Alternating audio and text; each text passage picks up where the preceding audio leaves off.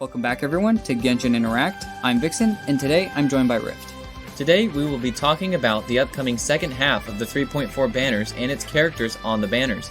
If you do enjoy the video, please go ahead and like and subscribe, and check out the rest of the channel for other videos you may be interested in. Now, on to the video.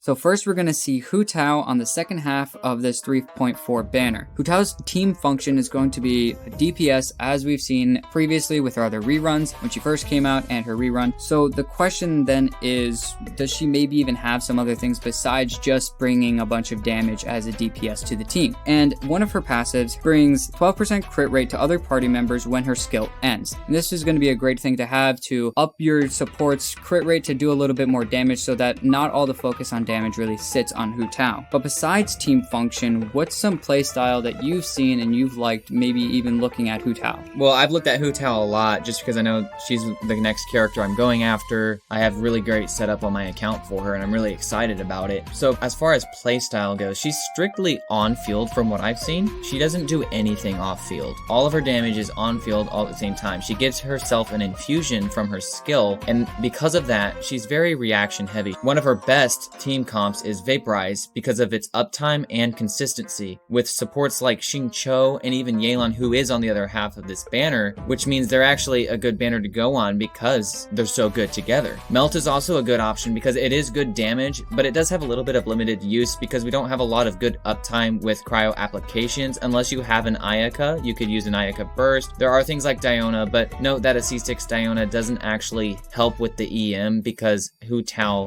won't actually benefit from that, because you want to have Hu Tao at low HP, and specifically Diona only gives that EM if you're above 50% HP. I also did want to mention Burning and Burgeon through Dendro related teams. I can see them as viable and fun to try out, but usually I don't see that used too much with Hu Tao because there are usually better options like Burgeon Toma and Burgeon Diluc, but it could be something fun to try out. Hu Tao is a polearm user, which means she's going to be hitting very rapidly. She's close quarters, no range or anything like that. She does have a somewhat difficult combo using her normal and charged attacks. It does involve dash or jump canceling to maximize her damage during her rotation in your team. Similar character comparisons with Hu Tao. The first character we can think of is probably Zhao, but Pyro infused normal and charge attacks is what Hu Tao will be doing instead of Anemo infused plunging. We also think of Yoimiya and Yanfei, especially because they're just Pyro DPS like Hu Tao, but they do use a similar team build. Yoimiya is very much like Hu Tao in the fact that she gives herself a pyro infusion on her skill, which Hu Tao does the exact same thing, and they both really like those vaporized team setups. I mentioned Yanfei just because she is a pyro DPS, but she also relies heavily on normals and charged attacks together, and she has a little bit more of a combo than someone like Yoimiya. Yoimiya, you're just going to be spamming normals. Yanfei, you're doing some normals with charged attacks because Yanfei's damage uses charged attacks. And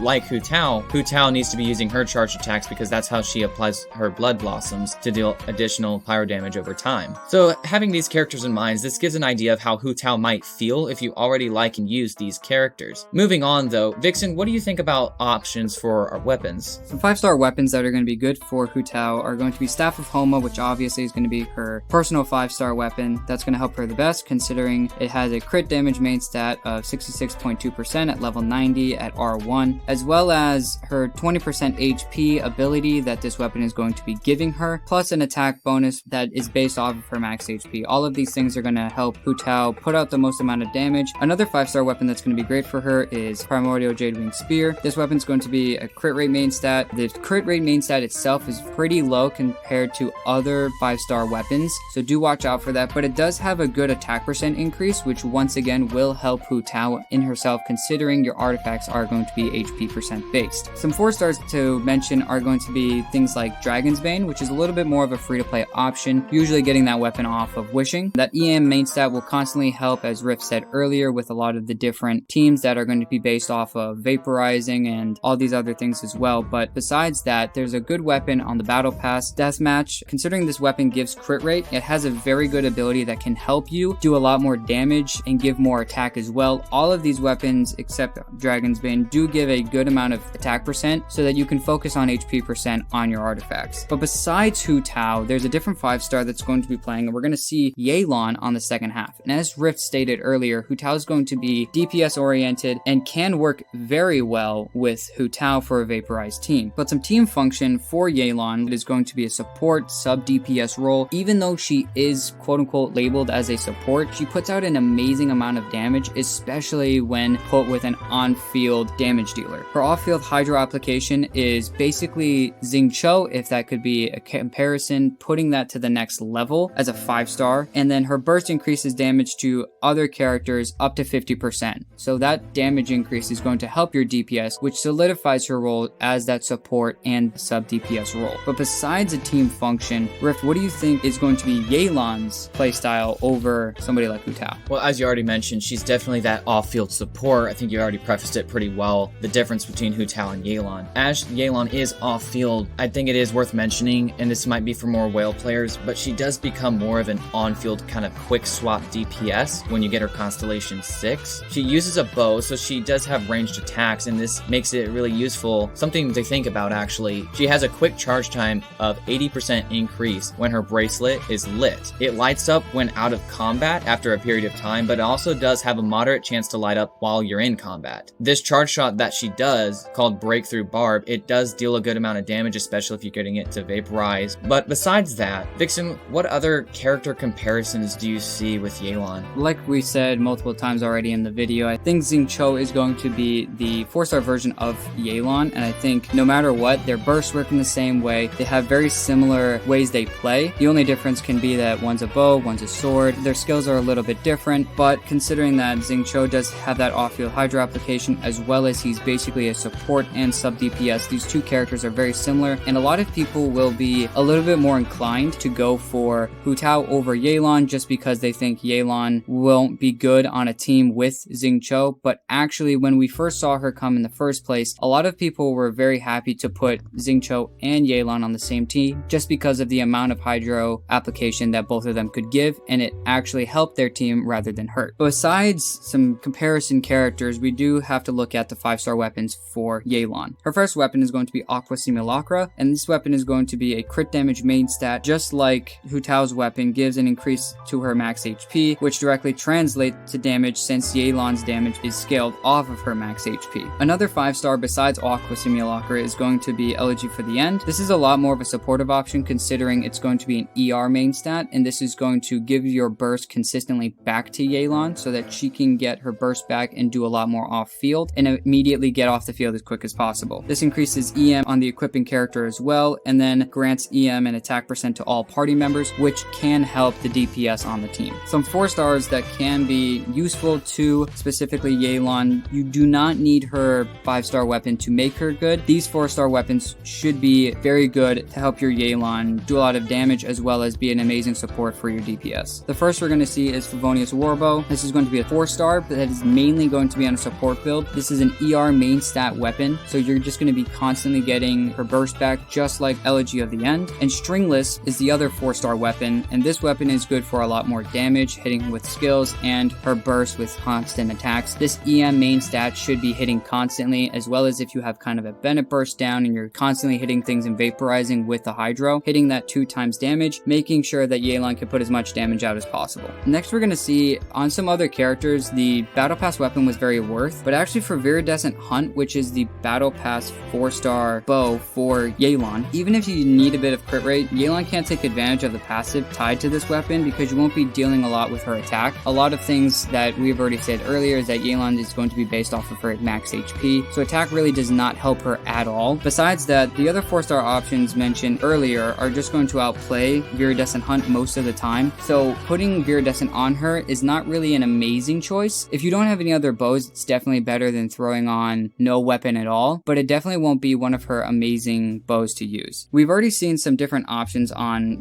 whether or not we have Yelan or Hu Tao, and a lot of people, considering both of these characters are going to be amazing and even better together, people are looking to make teams together, but the problem is if you don't have enough for both, the question then becomes, who do you pull for? So Rift, what do you think they should pull? Well, as always, whenever pulling for a character, there are several questions to think about when you are pulling for a character. Question number one, do you need a DPS character on your account, or do you need a support or, kind of sub DPS character on your account? Another question to think about is, what elements is your account in need of? Are you heavy on one element and you need to kind of branch out and get some more elements, maybe create some more reactionary teams? Another question to think about is, do you have the resources to properly invest into the character you pull? You always have to remember that whoever you're going to pull, it's going to take a lot of time, especially if you haven't pre-farmed. It's going to take a lot of time, up to about a month of time, spending all the resin, getting their artifacts mainly. But even getting their level, their weapon, and their talents leveled, that takes time. And also, what kinds of teams are you trying to build? Pyro DPSs like Hu Tao favor Hydra supports for vaporized team builds, and Hydra supports like Yelan are usually always good appliers of their respective element to enable other characters to build reactionary teams with. So if you're lacking on support characters like that, Yelan might be the better option for you. But if you do need a DPS and you don't really have one, or you're using an option that you just don't like and you would like a better one, then Hu Tao might be your option. And because Xingqiu's on the banner, you still will get that good Hydra support, possibly. Weighing the dangers from free-to-play players, veteran free-to-play players, and whales, Vixen, what do you think should be said about that in perspective with what should we talk about with weighing the dangers there? I think free-to-play players should always invest in multifunctional characters who can be used in all different kinds of teams, specifically saying that free-to-play players should worry about what teams do you need to build, what is going to be the best for your account if you're just playing casually, or if you're just looking to go a little bit more in depth without spending a penny on the game. Both of these characters are going to be amazing for you. You just need to find which character is going to best help your account